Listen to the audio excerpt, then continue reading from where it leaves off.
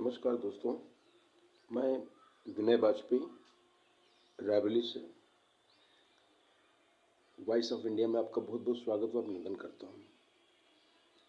मैं हमेशा भ्रष्टाचार के खिलाफ आवाज़ उठाता रहता हूँ।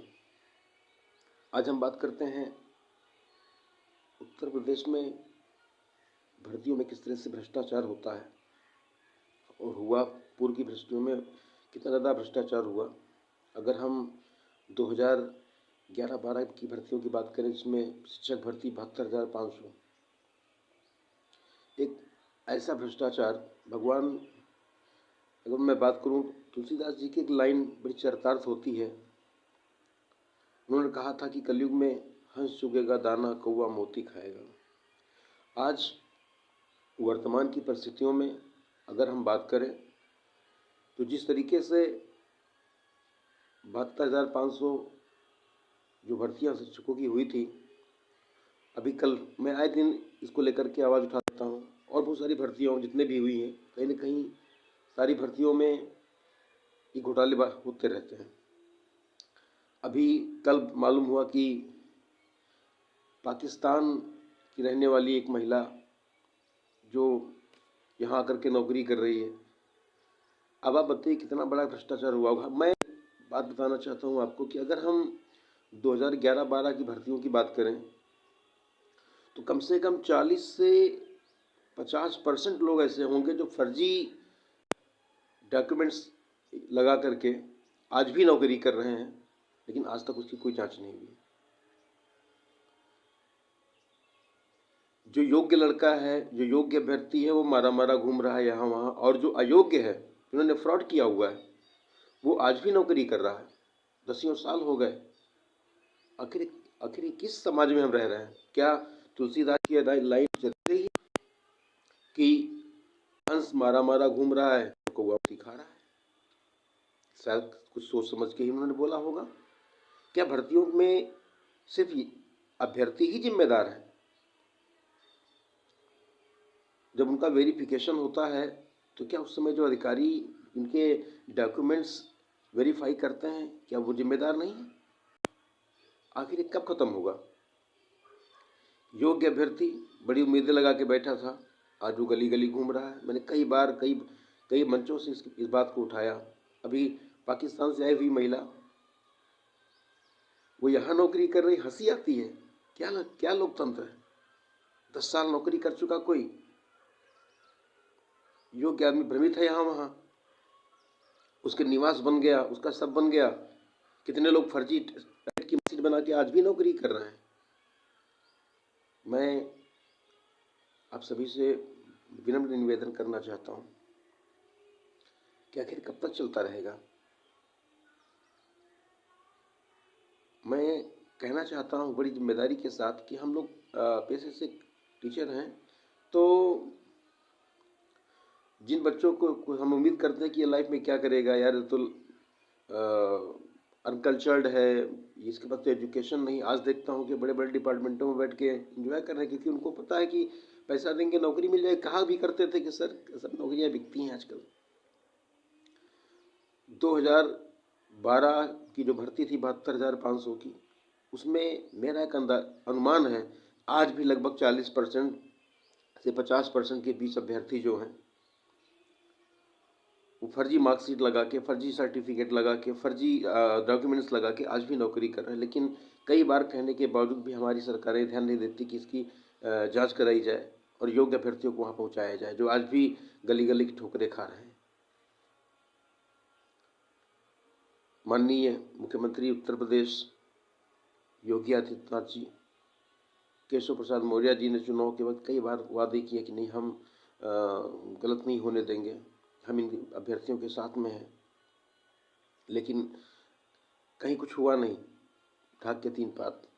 जैसे हम एक दौर था जब सपा की सरकार होती थी तो लिस्टें बना के भेज दी जाती थी, योग्य अभ्यर्थी किनारे हो गया, लिस्ट पे लिस्ट चिपकाई जाती थी। 2012 की भर्ती में यही हुआ है। टेट की फर्जी मार्कशीट लगा लगा के लोगों ने नौकरियां पाई,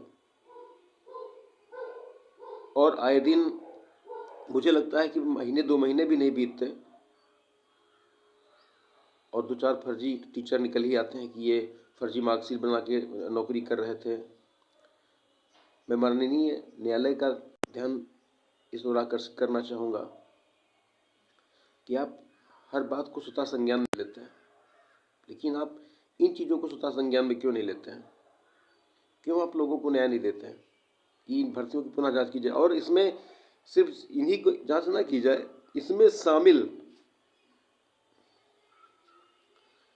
जितना भी बड़ा सिंडिकेट है, कॉपी चेक डॉक्यूमेंट्स चेक करने में उस समय अधिकारी भी शामिल होंगे।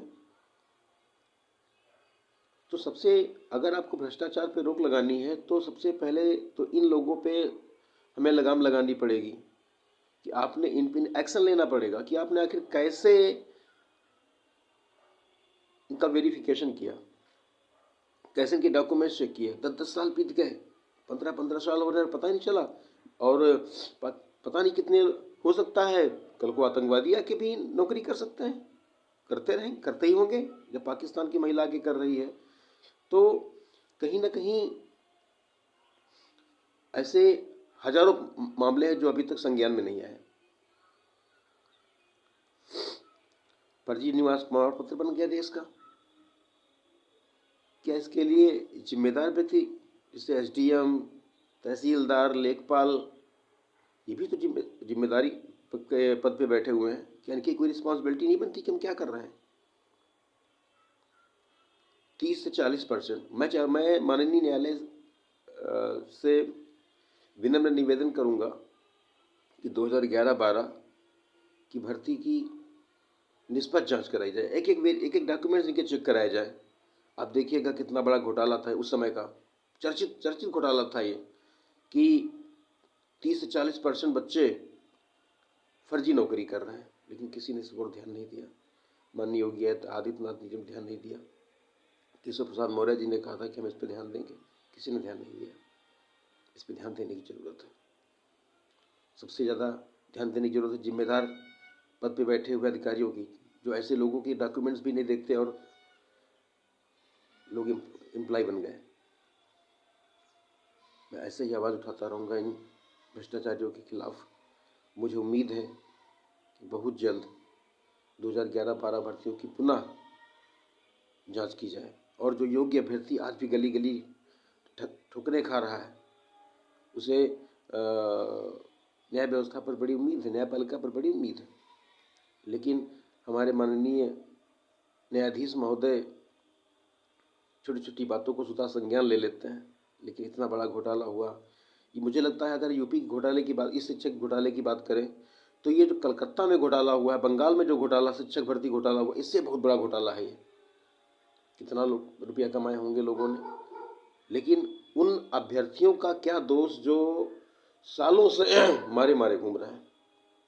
उन्होंने बड़ी मेहनत की थी कि हमें नौकरी मिलेगी, लोग फर्जी मार्कशीट बना के नौकरी कर रहे हैं और वो मारे घूम रहे हैं। मैं लगातार इस पर आवाज़ उठाता रहूँगा और मुझे वर्तमान सरकार और माननीय न्यायालय महोदय से उम्मीद है, न्यायाधीश महोदय से उम्मीद है कि वो जल्द ही कोई न कोई ऐसा प्रावधान बनाए जिससे कि 2011-12 की समस्त भर्तियों, खासकर शिक्षक भर्ती, जो कि बंगाल से बहुत बड़ा घोटाला है शिक्षक भर्ती का, इसको स्वतः संज्ञान लें। Thank you. राम, जय हिंद।